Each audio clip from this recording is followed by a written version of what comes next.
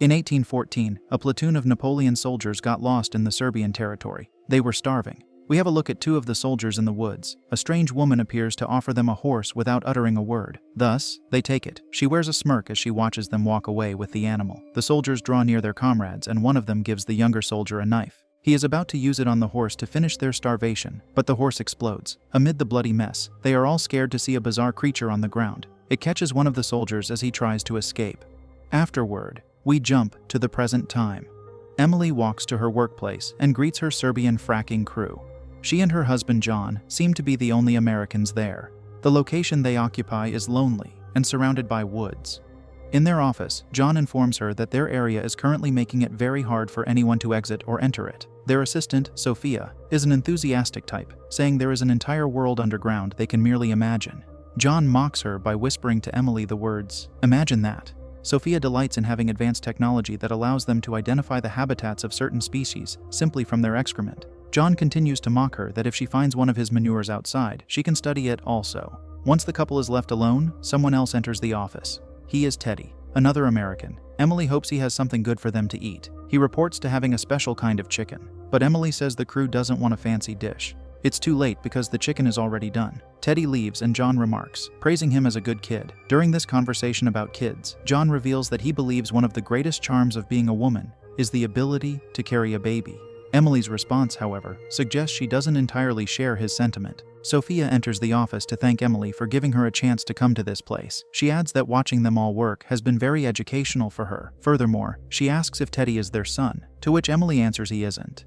Sophia wants to give him a hand in the kitchen, and Emily believes he would love it if she does. She smiles upon hearing this. We observe the fracking machine start to work into the ground. When they stop, Emily asks John if he hears something. He says he does. One of the leading members, Nicola, says they are there to protect the wildlife. He complains about smelling a certain gas, yet Sophia says it smells organic. The man wants to know what they discovered. The next scene has Sophia and Teddy being alone. He tells her about the labor Emily used to make him do. What he truly wants is to settle down and have some kids. He even wants to be a stay-at-home dad. Switching to the others, they see the machine pull out a creature too messy to identify.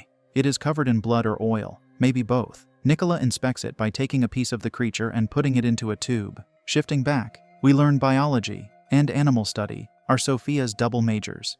Nicola is her professor. Teddy thinks it would be nicer to work with animals than with people, but Sophia says she doesn't want to be a veterinarian. She will involve herself in parasitology. She is excited to share that people eat bugs all the time, without knowing it. Another fact she gives to Teddy is that parasites constitute more than half of all the species on the planet. While a crew member is working on the ground with the machine, Teddy orders him to stop, for he sees something unusual. Following this, many of them are there, looking with curiosity at what has been unearthed. Hands rip through a strange membrane. A man resides inside, talking a foreign language that Teddy says sounds like French. He believes the man is asking for help. At a different time, Emily says they have kept the man they discover safe. However, John says they must keep themselves safe and lock the man in one of the buildings. Emily opposes him by saying, the man is not a prisoner. She wants John to tell two of their associates to drive to where the road is pulling out so they can get some authority here. They both agree this is a mixed-up situation. Inside one of the buildings, some of the crew try to talk to the discovered man. Seeing him better now, we should remember he is one of the soldiers from 1814, the one who was given the knife to cut the horse. He has miraculously survived for over 200 years. He speaks French, and Nicola wants to know what he's saying.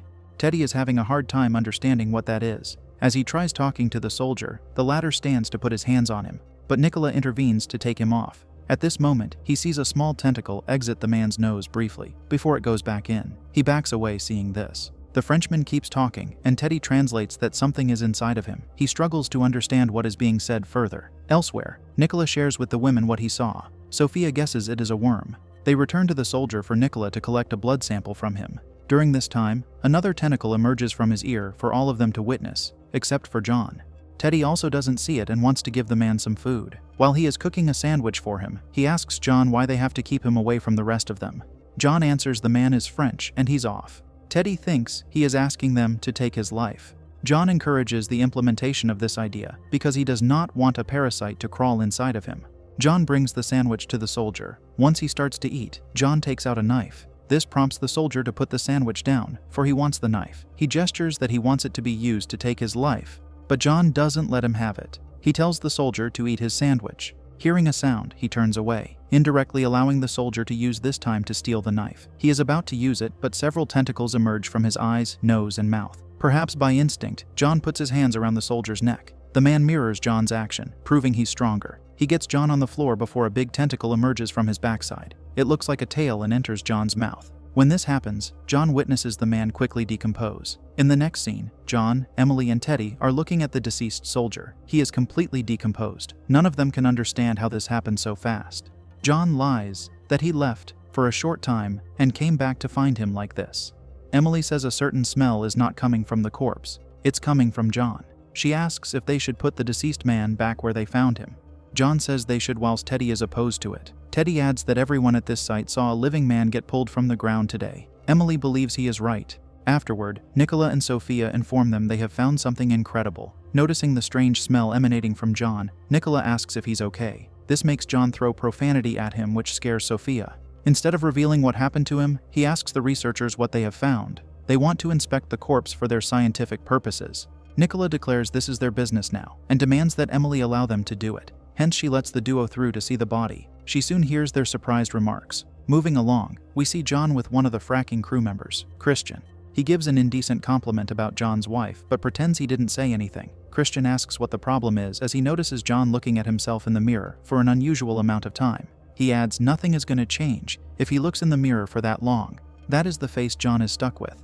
Changing the topic, Christian says the situation with the Frenchman is messing with him also. When John comments that he thinks the soldier is old, Christian responds by saying the soldier appears to be about his age. John updates what he means by saying he thinks the soldier is from another century. This causes Christian to believe John is intoxicated. John fears the man is infected with something. He had something inside of him, and John thinks it's now inside the latter. The researchers talk to Emily and Teddy. Sophia says she found something foreign in the man. They identified the entity as a kind of algae. Interestingly, through an extreme form of symbiosis, it kept the soldier alive, while he kept the algae alive. Nicola excitedly says this is beyond anything that humans have ever observed. Switching to John, he tries to explain to Christian what thing was emerging from the Frenchman. Not taking him seriously, Christian asks if John still has some of the substance that intoxicated him to speak about such nonsense. However, he doesn't want as much as he thinks John might be on, because he seems to be especially affected.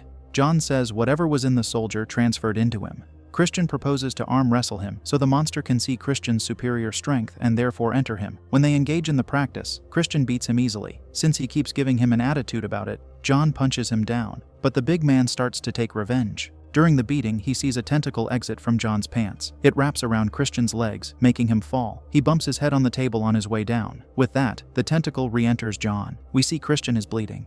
In the meantime, the researchers keep talking about the alien creature. Sophia says the soldier's corpse is no longer sheltering it. This creates a moment of unease for Emily and Teddy, yet the researchers seem excited about this groundbreaking discovery. Following this, we watch John drag a wrapped Christian outside to bury him. He's about to do it until he spots a vehicle riding his way. Thus he drags the deceased body out of the way, partially into a house. Maybe he didn't have time to drag him in all the way.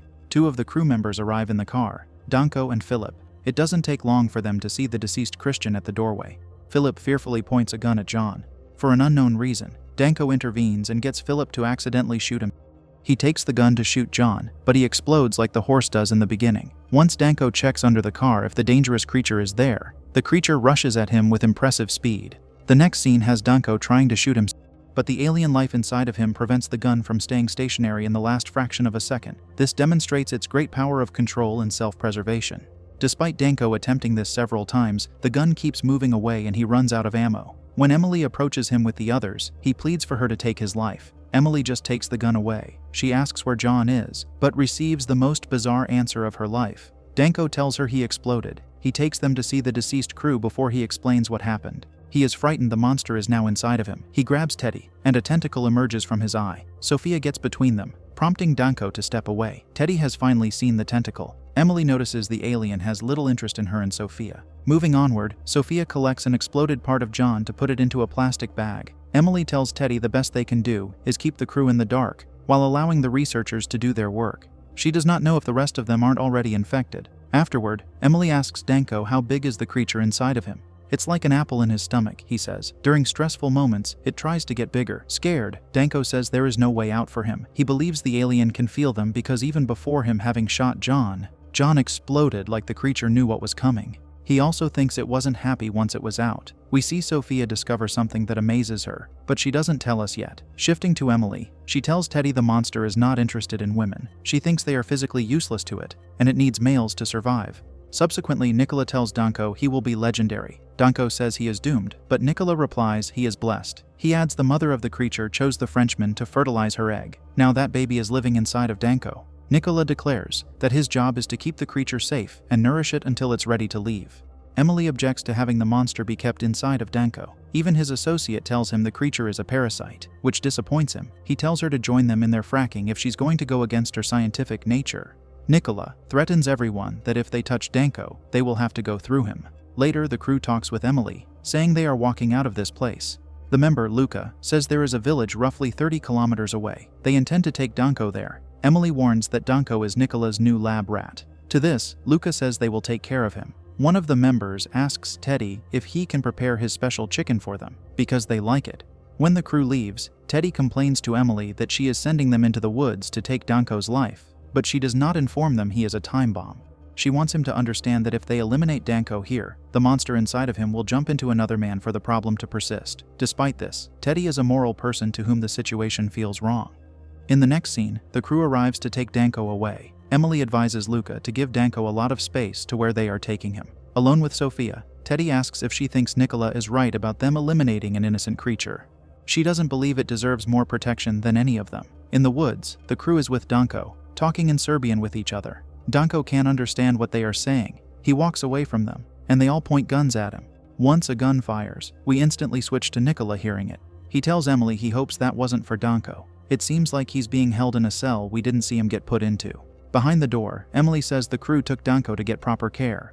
Shifting back, we see Danko did not get shot, but another gunshot makes him explode. The crew comes to look at his remnants and doesn't find the alien among them. Hence they split in search of the creature. One of them finds another member lying on the ground, moaning in fear. However, it was an inappropriate joke he played on his teammate. For playing at a serious time like this, the creature appears to jump on him. His teammate tries to shoot it, but accidentally shoots the soldier lying on the ground, to his demise, instead. Again, this is heard by Nicola. He tells Emily that nature is always finding ways to renew itself. According to him, humans are ungrateful, terrible, and selfish. They are the monsters. He believes the discovered creature is their future and salvation. He is upset Emily wants to destroy it before it reaches its full potential. She replies its full potential is not looking very good. This prompts Nicola to speak admiringly of the mother octopus, saying she stops feeding once she has laid her eggs. She watches the eggs while starving herself and slowly perishes by the time they hatch. Nicola compliments this level of dedication. He claims he would be honored to be in such a position.